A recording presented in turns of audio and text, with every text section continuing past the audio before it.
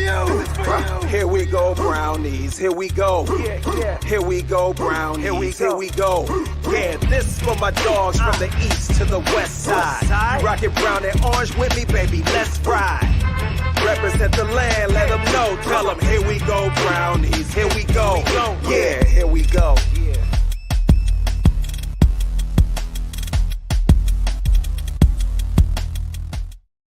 Welcome in, everybody, to a post-game edition of the Here We Go Brownies podcast. I'm Allie Heisong, coming at you live from Charlotte, North Carolina. And joined with me, as always, out in beautiful Boise, Idaho, we've got Dustin. Dustin, your Browns come away with a win, 31-27 over the Jacksonville Jaguars.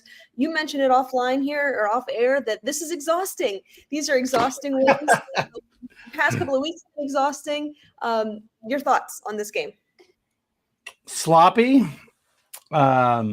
But good. I mean, it was a good football game, a really hard fought game, I guess. You know, there were some yings and some yangs to this game where we were up and then we were kind of in a battle back and forth.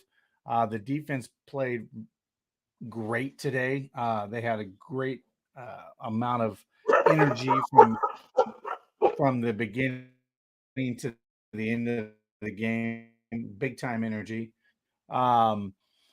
Also, I don't know how to say this, but Joe Flacco, his poise in this football game and the way the Browns played and the way Joe looked in this game was remarkable. I mean, the way he played this football game to have 200-some yards of passing just in the first half alone says a lot.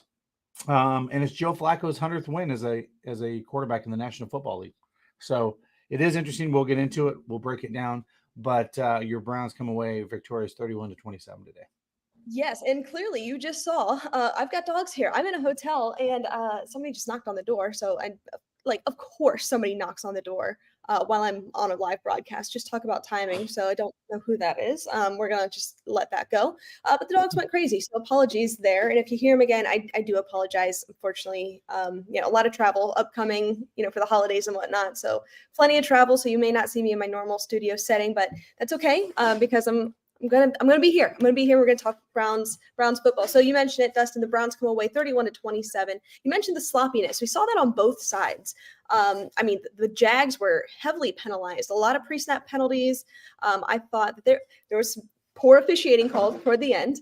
But ultimately, I think that a win is a win, even though it was ugly. Some of the Browns calls. Yeah, we're a little ticky-tacky if you ask me. But ultimately, yeah. I think they found a way to overcome that adversity. Look, you have a lot of guys that went out in this game. Let me pull up the injuries here. I mean, in this game alone, which I thought was crazy, you lose Hurst, Delpit, Mitchell, Jordan Elliott, and Ethan Posick all in one game. I mean, we talk about the injuries that have just stacked on this Browns team, like consistently over the course of this season. But for this game specifically, to have several guys go down, several starters go down and be able to overcome that. Last week, we talked about, we don't want to be those podcasters or those fans that say, enough's enough. You have too many injuries. You can't overcome it, because they've shown today that they can. Even when you lose several starters in one game, you can still overcome the adversity and still go out and win the battle. So kudos to this Browns team. I think that they're finding ways to win, although it's not pretty. And maybe it does result in an exhausting watching experience for us fans. They're still being able to find ways to win. Yeah, somebody asked Stefanski during his post-game press conference availability that this may have went down as the longest regular season game that wasn't overtime. So I thought that I was like, okay, that might be, because I was looking at the clock and I'm like, we're 45, 47 minutes past like when this game normally ends. I'm like, what's happening here? But again, there were some penalties. There was a lot of injuries. So obviously we know that stops the clock in a football game too. So that stops play. But man, Allie, I got to say this game, I mean, Joe Flacco I just feel like the game is in slow motion for him out there. All three of his targets today, when he threw touchdowns, the players were wide open. I mean, the play action pass was beautiful today for Joe Flacco. And I mean, it looked good. And I don't know if you heard this, Ollie, but in the post-game conference, he was asked point blank, who is your starter going forward? He goes, Joe Flacco is the starter the rest of the season, period. He didn't even hesitate. So put that to rest. I did think it was interesting, though. We put DTR out there on some speed packages when we needed him in the game. I thought that was interesting. It actually worked. We would always say that's horrible when it doesn't, but we love it when it does, right? That's how we are as fans. But no, I think the Browns, and I'll put it out there. This may have been, yeah, I'm going to say it. This is Kevin Stefanski's best play calling of any football game this year, period. The way he had them off balance a lot in this game, some of the, when he went forward on fourth down and some of the stuff that he did, it was a really well really well called game. And there was, I don't know, it just looked really, I mean, from an offensive standpoint, to put 31 points on the board, we're turning the corner on getting that offense going in the right direction, because we're going to need that offense to score points down the stretch. I think I agree with that. I mean, I'd have to go back and see, but when you think of the best called games from Kevin Stefanski and best coaching performance, this certainly comes to mind. I think that's probably top of the list. You've got the Baltimore game comes to mind as well. There's a couple that have been pretty good, but yeah, I think that I agree with that. Something I want to throw out at you that I thought was just remarkable. Joe Flacco is the first Browns quarterback to throw for over 300 yards in a game since Jacoby Brissett in 2022. And I know that was just last year, but think of all of the starters that the Browns have had at quarterbacks since that point. I know that to some teams and to some fan bases, that's well, it's just last year. Yeah, well, we've also had 5,000 starting quarterbacks since that point, just given injuries and everything that's come along with it. But let me throw this one at you as well. Browns quarterbacks with 250 yards passing and 2 touchdown passes in a game since 2021. You have Joe Flacco with 2 of those games, Deshaun Watson with 1, Jacoby Brissett with 1, Baker Mayfield with 1. So he is since 2021, Joe Flacco is the only quarterback with 2 games with over 250 yards passing and 2 touchdown passes. It's crazy. I also heard a crazy stat, and let me know, anybody in the comments, they can Google this real quick for us. Someone said this is the first team in the National Football League to win 4 games with 4 different quarterbacks in a regular season. I wouldn't be shocked by that, but that is crazy to think that a football team won 4 individual games with 4 starting quarterbacks in a season. But we're used to having 84 quarterbacks in Cleveland. So if anybody's going to break that rule, it'll probably be the Cleveland Browns, if we're being completely transparent. Yeah. I want to talk about the defense. They came out, they set a tone early that they were going to be physical, they were going to be aggressive. And this is a defense that plays very, very well at home. Look, I think that there were certainly some plays you'd like to have back. There were some opportunities left on the field. But overall, I thought early on, Jeremiah Owusu-Koramoah made his presence known. They were getting after the quarterback. They were making Trevor Lawrence uncomfortable. I think that there was probably 50 plays in this game. I mean, not really, I'm exaggerating, where Myles Garrett was this close to getting Trevor Lawrence, but he was getting the ball out fairly quickly. I just want to talk about the defense and your perspective on their performance today. Emerson, I mean, look at him today. I mean, for him to be able to step up with Denzel Ward being a late scratch in this game, before kickoff, and for Emerson to go out there and play the game he did. Newsome was, a couple of plays away from a pick 6 in this game. I mean, just the defense was flying around in this football game. I mean, they were flying around, and you notice it from the first snap of this game, Allie. This defense was high energy. They stayed hyped the entire game, and even near the end of the game, I felt very comfortable with the defense, and I'm assuming that's why we punted in some close situations, or because I just feel like the defense was going to get us out of a rough situation, right? If we were in a situation, that defense was going to come. And then, kind of on the defensive line, some of the guys having to go in and out of the game, but still being able to put that pressure on that front, on the defensive front, even with guys having to sub out and stuff. And I mean, they were getting banged up, but they still were causing a surge. And just making Trevor uncomfortable. I was surprised by how well Trevor did in this game. I mean, everything said that he was going to be hobbled a little bit in this game. I mean, he got smacked around in this game, and he took a hit and kept on going in this game. And for the defensive front, like you said, Myles Garrett a couple times, was just, I mean, I think he got 1 sack in the game, correct? Now, here's a question I had, Ali. On a 2-point conversion, is that considered still a sack on a 2-point conversion? I think it's still in his stat line. Let me pull that up. Give me a moment here. Yeah. Keep So, I going mean, through. and I guess I was a little peculiar why, the Jacksonville Jaguars tried to go for that 2-point conversion. I guess in their mindset, if they were, I understand where Coach Peter, where he was going with that. He was thinking, okay, if we get a 2-point conversion here and get the onside kick, we can kick a field goal to win the game. I mean, I'm assuming that's where his mindset was and where he needed to be. But yeah, all day long. And the one thing that was interesting to me, Ali, I don't know if you saw this, a lot of the defensive linemen for the Browns were smacking each other out there. They were getting hit. They were running into each other a lot. So that tells me that was a pretty nasty kind of defensive front today. Very aggressive, because you had guys running into each other instead of other opponent or the opponent's players, which was interesting. It was just kind of a aggressive and tough physical game from every aspect. Looked like I agree with you. like a playoff game. Looked like a It playoff game really out there did. today. It really did. I mean, look, I think Trevor was good for what we anticipated him to be, right, with that ankle. I think he made some really poor decisions, like several times through the game. And I think that this Browns team had him rattled, which is good. That's what you want to see. But then also you have to question, like, okay, was the ankle situation, was that overblown?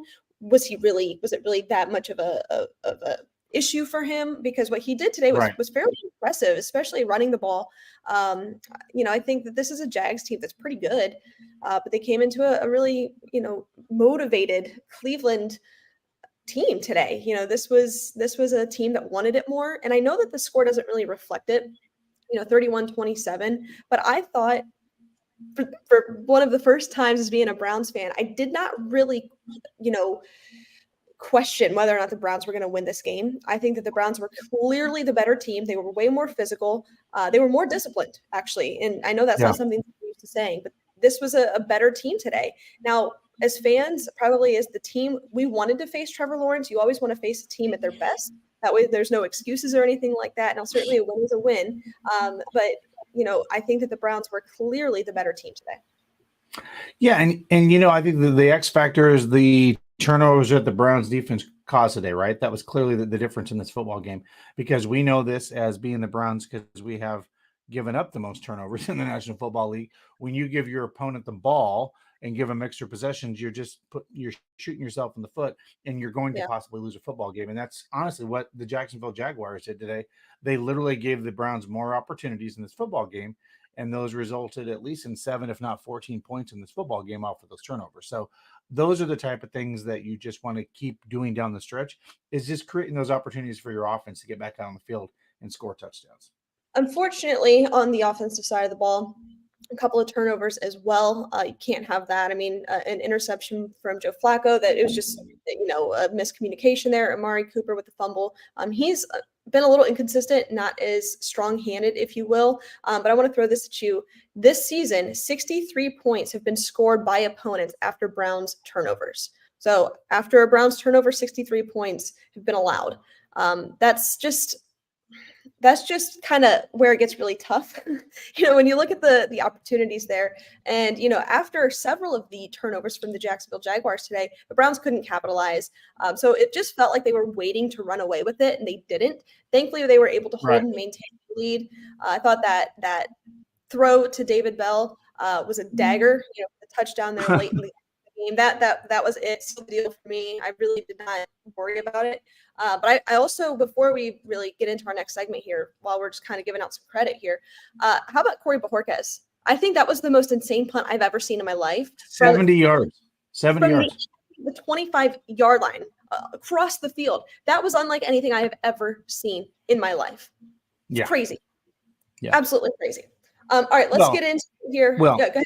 Go on. And I was going to say, how about the big gut, and I mean big gut, field goal by Dustin Hopkins today from plus 50 again, to knuckleball that baby in there. Mm-hmm. And I you know what? And by the way, I don't know if you noticed this today. This is the most emotion I've seen from Coach Stefanski in a while. Just him running down the sidelines, and I was like, all right, I like to see that from my coach. Have a little, emotion in the game and getting excited. So yeah, and it was all three phases, right? That's what we say. You got to win in all three phases of the game, right? Definitely. Real quick, we want to tell you about what we've got going on in March. We are headed on the Browns fan cruise. Here's a quick listen from our friends over at Seaside Events. Sea Party on the amazing Independence of the Seas in March of 2024 as we embark on a 5-day all-inclusive Caribbean cruise. Spend time with your favorite Browns alumni like Josh Cribbs, Eric Metcalf, Webster Slaughter, and many more. Presented by Seaside Events. Cabins are selling fast, so book yours now. Visit brownsfancruise.com or call 216-284-6472 today. Also, I want to tell you about our friends over at Stadium Mustard. If you don't have Stadium Mustard in your kitchen this season, you're doing it wrong. The iconic brand, the iconic taste. Head on over to stadiummustard.com to shop now. And while you're at it, if you're wondering what you should have for dinner, the answer for you is Angelo's Pizza. So be sure to head on over to Lakewood to get your hands on the best pizza in all of Northeast Ohio. They do it right over there in Lakewood. It's great at home. It's great in the restaurant, and even just as great the following day. So head on over to Angelo's today. Let's go ahead and just kind of – I want to talk more offense here. I want to talk about David Njoku. I think that this was kind of a breakout game for him. We know that he's been on this upward trajectory this entire season. We knew he was kind of due. The past couple of weeks have been a little inconsistent in terms of the pass catching. We saw a little bit of that today, but he stepped up in some big ways, and not just in scoring those 2 touchdowns back to back, but man, his physicality was unmatched. The way that he would be short of, the line to gain and still manage to push and then just shove a guy. Another 3 yards to pick up the first down. What were your thoughts on Chief today? I think this was probably his best game of the season.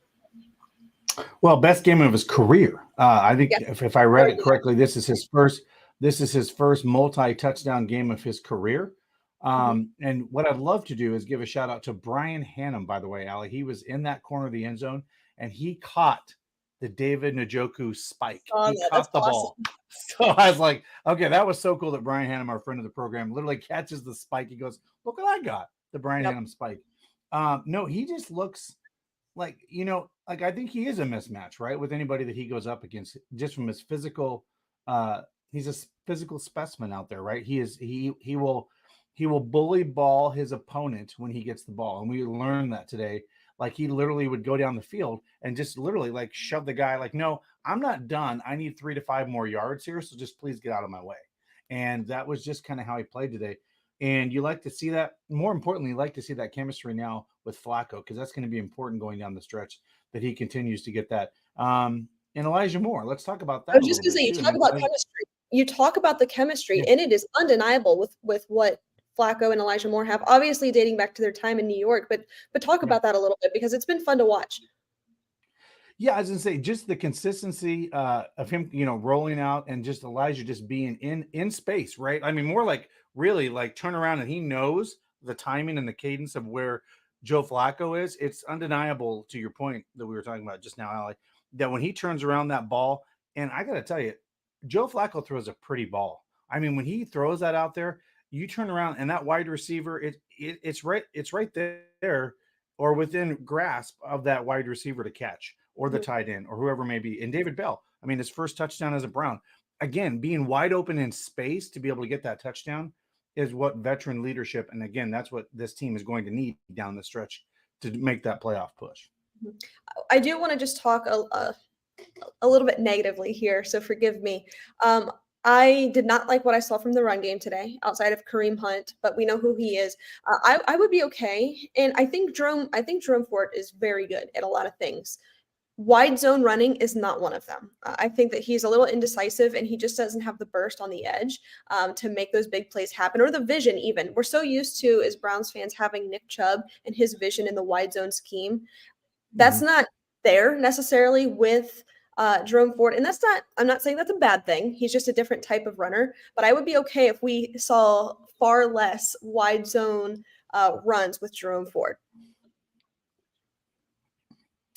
Yeah, it was interesting when he got out there in space. He just didn't have that cut a little bit, like you're saying, that you normally see from like a Nick Chubb, decisiveness and then go upfield. It was interesting. I also think, Allie, in this football game, as much as I hate to say this, I think at times Kevin Stefanski abandoned the run a little bit in this game, because he knew how good Joe Flacco was passing and how well he was playing in this game and just how in tune he was with his receivers. Like, he goes down the field 4 of 4 on the first drive. And he just, I mean, what do you throw? 40-some passes today? I mean, he Yeah, just, I want to say I don't necessarily think that's a bad thing, right? I think right, when you've got something that's working, I mean, the Browns average, I think it was like 1.5 yards per carry today. Like, it's right, not good. right, But when we look at, let me pull up the box score here to see what exactly Flacco did. I mean, he went, what did he do? He 26 for 45 for 311 yards, averaging 6.9 a throw, 3 touchdowns, 1 interception. I mean, he played a great game. And when that's working, you stick with it. So I saw some people on Facebook and Twitter right. saying, like, why aren't we running the ball? Well, it's because we're averaging, I think it ended up coming out to 9 a pop. But at that time, it was like 1.5 a carry. And it's just not going to get it done. When it's not working, it's not working. And I think that's okay. Right. So I just want to give a little credit here to Kevin Stefanski in his ability to stick with what was working. Right. Well, right, because sometimes you don't want to you don't want to hit the panic button, and of course we still ran the ball. It's not like we abandoned the run completely. So, yeah, and at the end of the day, you just again, Joe Flacco was such in rhythm today. You don't want to take a quarterback out of that rhythm, and when your quarterback is a veteran like that, nothing surprises him. The delayed handoffs that ended up being passes, I thought those were great from Joe Flacco today. I think he did a great job of that. To kind of freeze that defense. And then that's why those guys ended up wide open, because he would freeze that defense and then there'd be a guy open in space down the field, 10, 12 yards. And those touchdowns, Allie, were wide open. I mean, wide open. The one to Njoku, he just stood back and goes, yeah, hello, I'm right here. Throw it to me. And I'm like, there was nobody around him.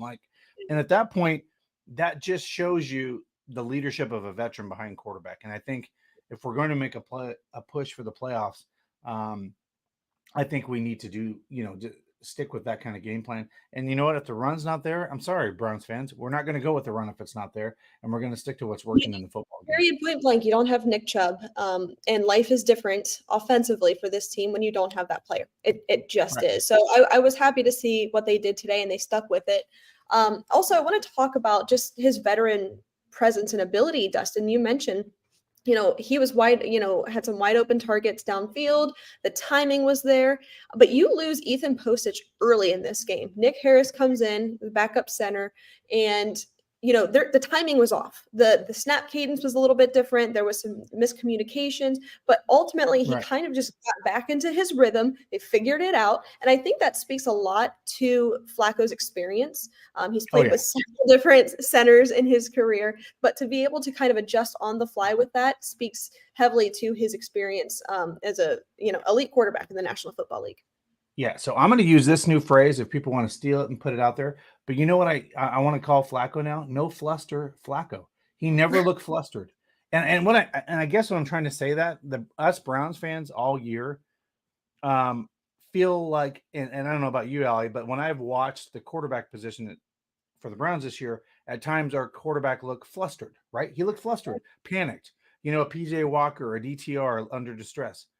Flacco doesn't ever look I mean, he just doesn't. I mean, he just goes out there. He's so calm. He's so cool and collective. But I think that also helps the rest of the players. You know what I'm saying? I think that also brings, and I think about it, if you're a wide receiver and your quarterback looks flustered, that kind of creates a little anxiety among the receiving core. Like, maybe it's not his day today, right? Flacco never looks that way out there. To me, he just looks so calm. I'm like, my gosh, he shows no emotion. Like, he just goes over the field. And I'll tell you one that showed leadership. I don't know if you saw it, Allie, but in the game when Amari Cooper just unfortunately had that ball smacked out of his hand, he walks over.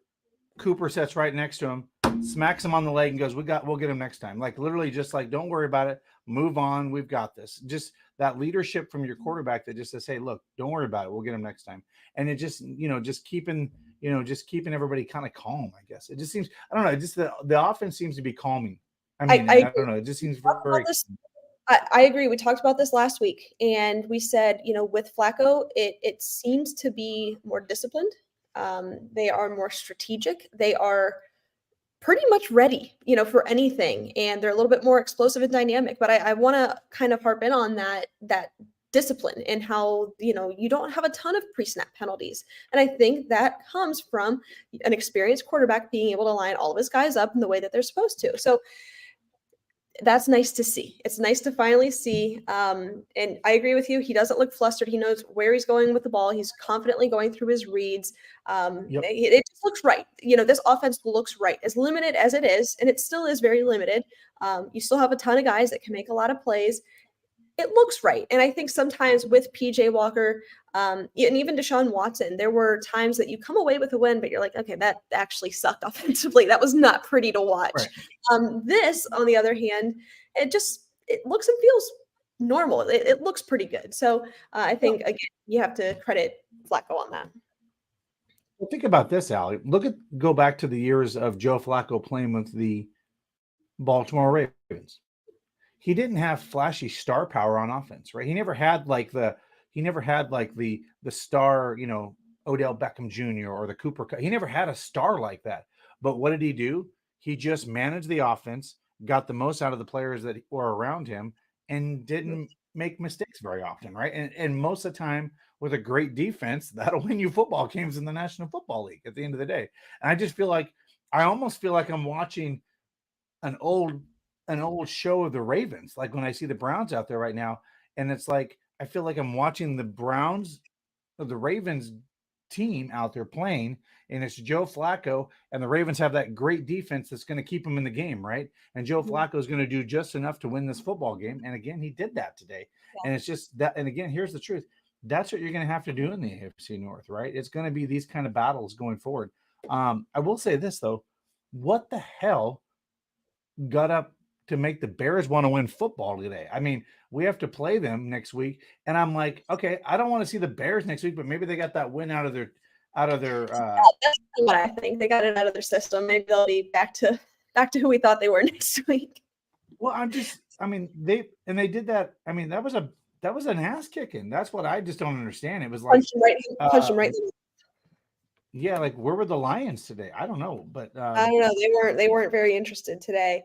It just goes to show you, no game in the National Football League is easy. That's just what that tells me. Anybody can win any given Sunday. Whether it's sophisticated suburban living, luxury downtown digs, or senior housing, K&D, the largest property management company in Northeast Ohio, has a perfect home for everyone. Visit knd.com to get started. That's the letter K, the word and the letter D.com. And also, we want to tell you about our friends over at Cleveland Whiskey.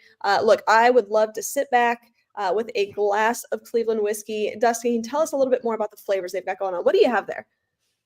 Yeah, well, this is the underground bourbon whiskey finish with black cherry wood. It's amazing. The Magic Rabbit, which is the peanut butter chocolate, for about another week. They usually sell out. You do want to get that spiced whiskey, the cinnamon spiced whiskey, which is really good. But go to clevelandwhiskey.com, look on their website to see where in the local area you can get it from your local liquor store or your local drinking establishment. And if they don't have it in Ohio, ask for it. If you're in Ohio, you can probably get it at your bar. So just ask for it and go over to clevelandwhiskey.com to see where you can get some. All right, there you have it. Let's do some game balls.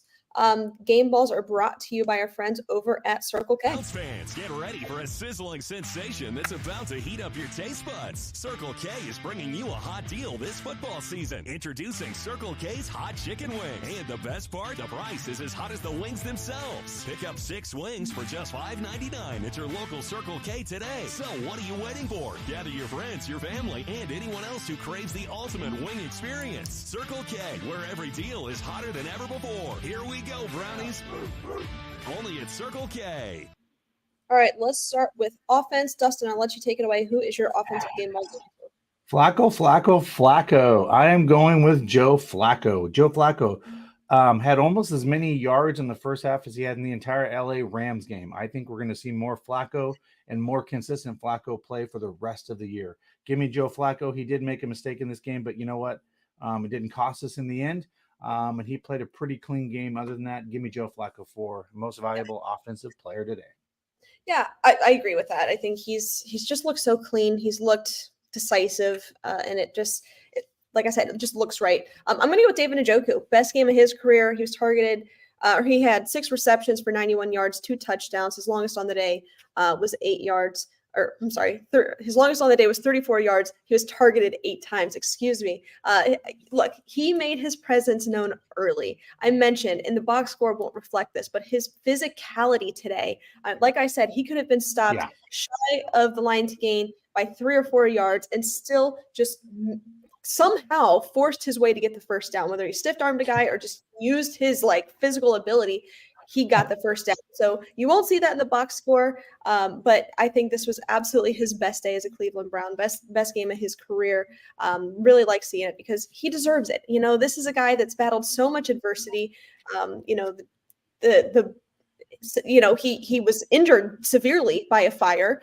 He was burnt very badly. He dealt with that this season. He's also dealt throughout his career as a Cleveland Brown, just a ton of quarterbacks and offensive play callers, just so many things. He's been here a long time, since 2017, or 2017, 2018, and 2017.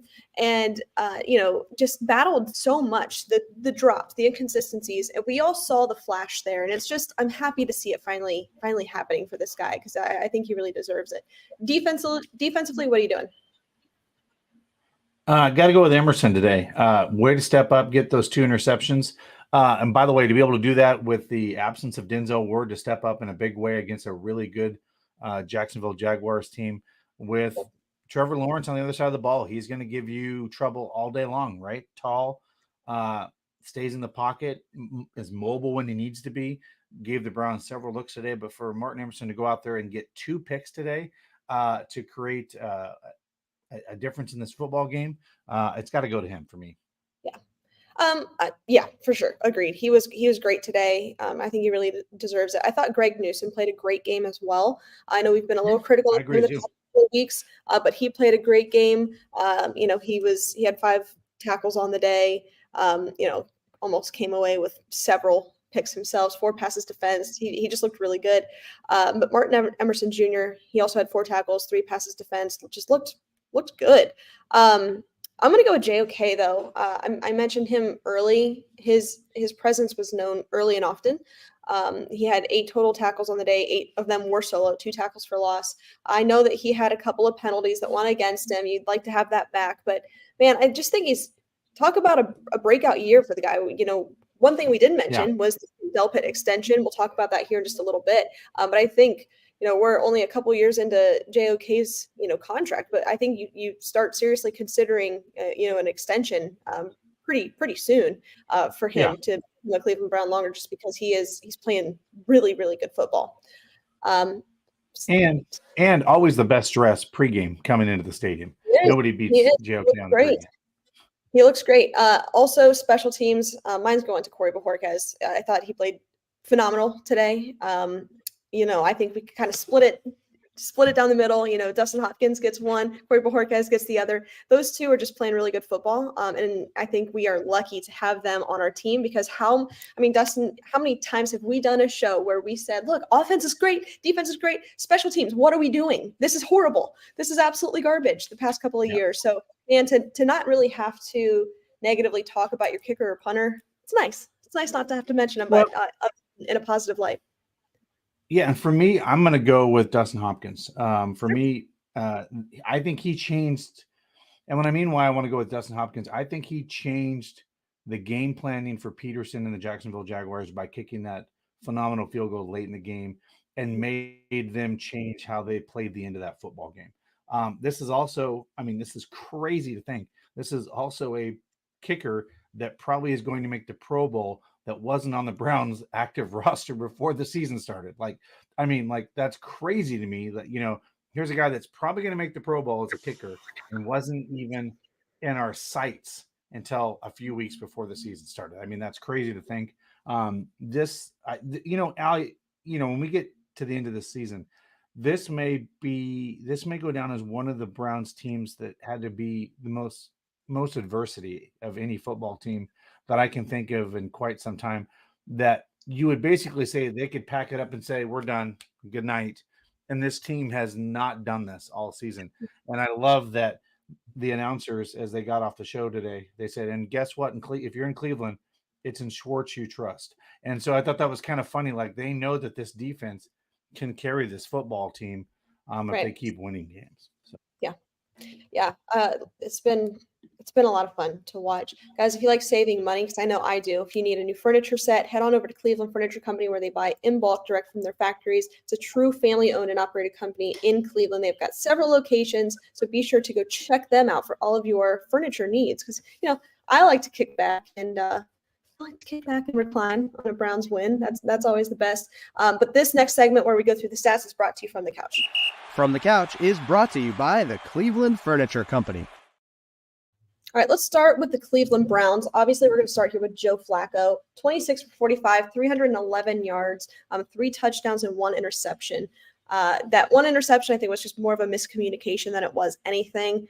Yeah. It is what it is, not the end of the world. Rushing, as we know, it wasn't the prettiest day for the Browns. The Browns rushers, Jerome Ford, he went 12 for 51, averaging 4.3 a carry. Kareem Hunt, 10 for 27, averaging 2.7. Really just not a good day in terms of, in terms of total yardage for the rushers. We were averaging 2.9 a pop. That's just really not good. It's not what you want. And again, I mentioned Jerome Ford, just not great in terms of wide zone. I think that there's other ways to use him, and I'd prefer to see him that way. So I do want to be a little critical there. But again, credit to Kevin Stefanski and just rolling with what worked, and that was the passing attack. Just let's talk about the receivers here in this game. David Njoku, 6 for 91, 2 touchdowns. Amari Cooper, 7 for 77. Elijah Moore, who had a great day, 3 for 42. David Bell, 1 for 41. His first touchdown as Cleveland Browns. So that was pretty cool. Jerome Ford did catch the ball 5 times for 31 yards. We did see some Cedric Tillman today, who again, Yep. I think expressed his physicality a lot in this game. He didn't go down easily, 2 for 23. One thing on Cedric Tillman that has to get cleaned up is his pre-snap motions, his pre-snap getting set isn't great. He's often in the wrong place. They've had to use timeouts on him, or they've actually, penalties have been called against him because he is not where he needs to be.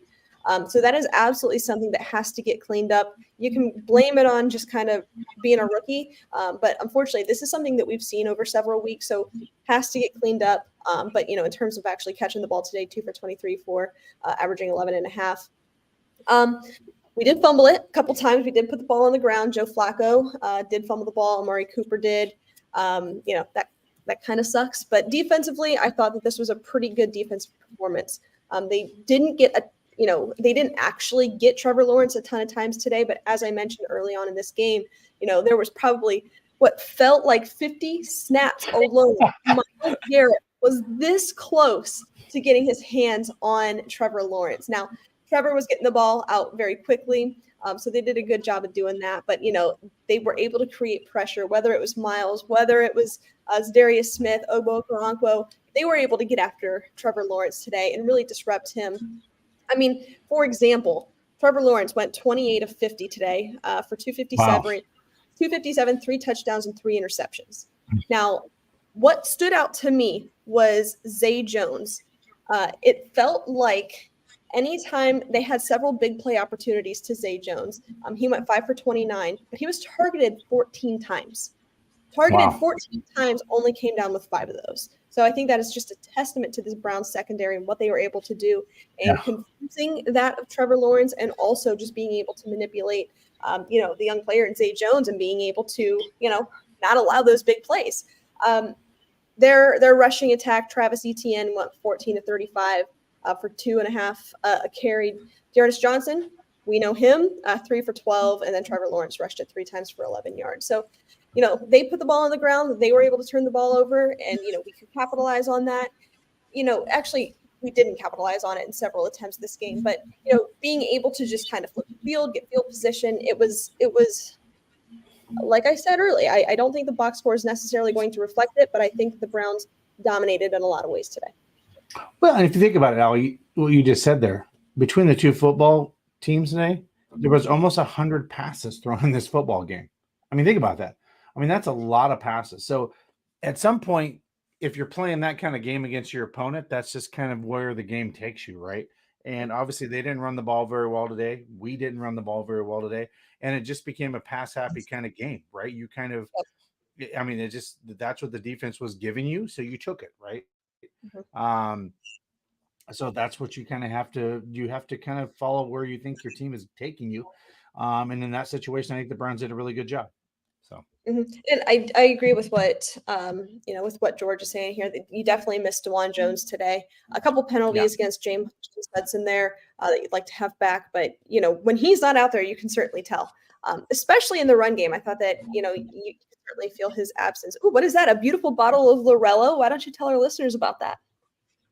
Yeah, so I'm going to go have a little victory Sunday. Lorello, here we go, Brownies wine, guys. It's a great Christmas gift. Go get it. It's at LorelloVineyards.com.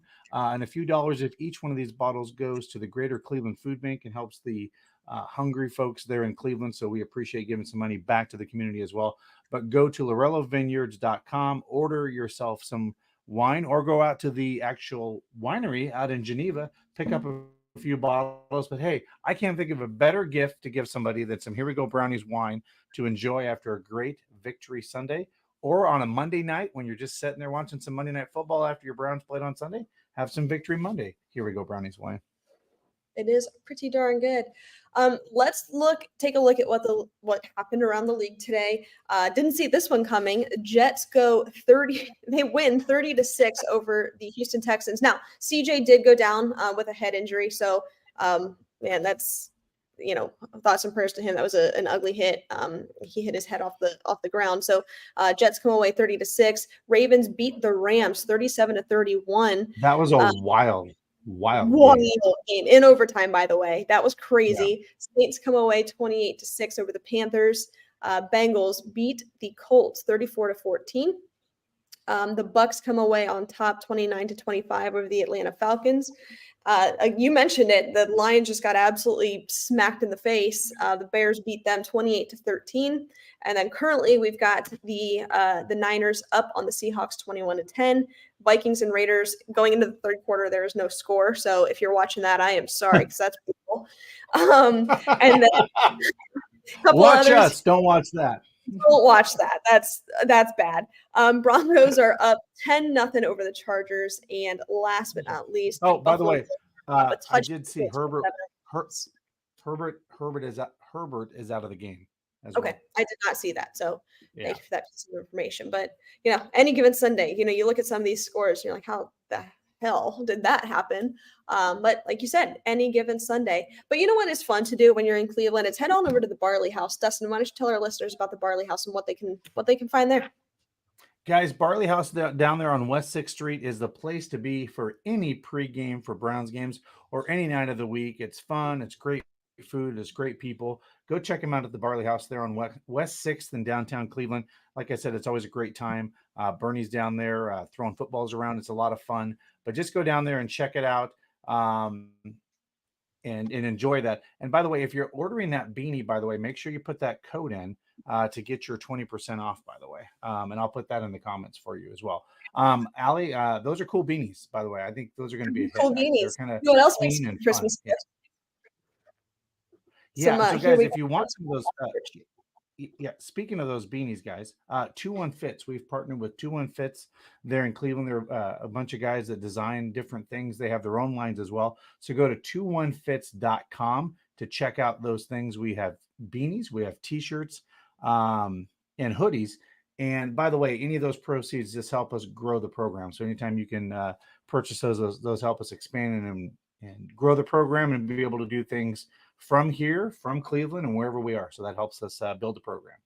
Yeah, we appreciate it. And they make nice Christmas gifts, and the holidays are upcoming. So, be sure to get your hands on some of those. And they'll keep you warm if you're in Northeast Ohio. Go ahead, Dustin. Allie, do you want to get into the Delpit thing? I know we got two things. We'll talk more about this on our big show Wednesday with the injury, but let's talk about his contract extension, I believe, of 3 years. And then what we know as of right now with his injury. Yes. Let me pull it up here. So Grant Delpit was, I did not see this coming. We saw this morning that he was offered an extension, which is great. That keeps him in Cleveland for 3 more years. I'm trying to get the contract details here. But 3 years, and then 3 years, $36 million with over $23 million in guarantees. So that's great. he's been playing really good football, both in the run game and in the pass game. Unfortunately, he did go down today with a groin injury, so he will undergo further evaluation. So we don't know. That'll be something that we can talk about on Wednesday in the Medical Minute with Dr. David Ullery. So stay tuned for that one. We will keep you posted on anything that comes out of those injuries that several players suffered today. It was just a tough day in terms of injuries. It's been a tough season, but today especially, there were several guys that went down. Yeah, and as I say, Kevin Stefanski also did mention that it was about a 50-50 with Ward playing today. So hopefully with another week of rest, we'll see Denzel Ward out there next Sunday. But you're right, Allie. It just seems like we just are rotating players in at any, but I don't think this should be lost. And the announcers brought it up today. This is a guy that after going out there last Sunday against the Rams, hadn't played football in 10 months. Yeah. And we talk about rust and we talk about all those things, but I don't think this should be lost. How quickly this quarterback came in and started acclimating to Kevin Stefanski's offense and has been able to do that. And I got to tell you, I have to hand it off to the organization to have the foresight to say, look, we're still within reach for the playoffs. And I think we need a veteran to lead us down that stretch. And for the team, there was a lot made of Jacoby Brissett and all those things, as we know, prior to the trade deadline. But for the Browns to have the foresight to bring a guy like this in, it could be one of those things we look down several weeks from now, same thing with like Dustin Hopkins. They had the foresight to be like, okay, we're going to have to cut and go the other direction here and make the right decision. So these aren't easy decisions for any football team. Remember this. I mean, you're asking basically the Browns to sign their rival's Super Bowl quarterback. I mean, that's also, I don't know how many times I sat there in LA and Browns fans would look at me and go, this is weird. This is so weird that I'm watching Joe Flacco out there in a Browns uniform. Because it's like hard for, can you picture Lamar Jackson in a Browns uniform? I can't. It'd be weird, right? Like, it's like bizarre, right? Ben Roethlisberger in a Browns uniform. It just does not compute in my brain. It's about the equivalent. It's about the equivalent. Yeah. It's crazy. But you know what? He did make a little fun and joke of it. He goes, hey, at least it's been a few years and I've played with the Jets and I've been with other teams. It wasn't like he went right from the Ravens to the Browns, because I guarantee that's a little, there's something to be said about that. That would be super weird. Yeah. So. Nonetheless, we're excited to have him. I think he's playing really good football. And so far it's been a joy to watch. So guys, stick around. On Wednesday, we do our live show, 8 p.m. Eastern. That is where, we go a lot longer here. We've got a couple more segments that we like to bring to you, including the Medical Minute, where we talk about all injuries with Dr. David Ullery. So be sure to stick around on Wednesday. Check that out. And then, of course, on game days, we will come to either pregame or postgame, depending on time of kick, to provide some Browns coverage. The good news is we get to go into the week. It is Victory Monday tomorrow. So I'll tell you what, weeks are a lot easier when the Browns win on Sunday. So I'm excited to tackle the week. I feel like it's a good one. It's Victory Monday. So everybody have a great week. Thanks everybody for tuning in. We appreciate you. Stay safe, stay healthy. And as always, Browns fans, go Browns.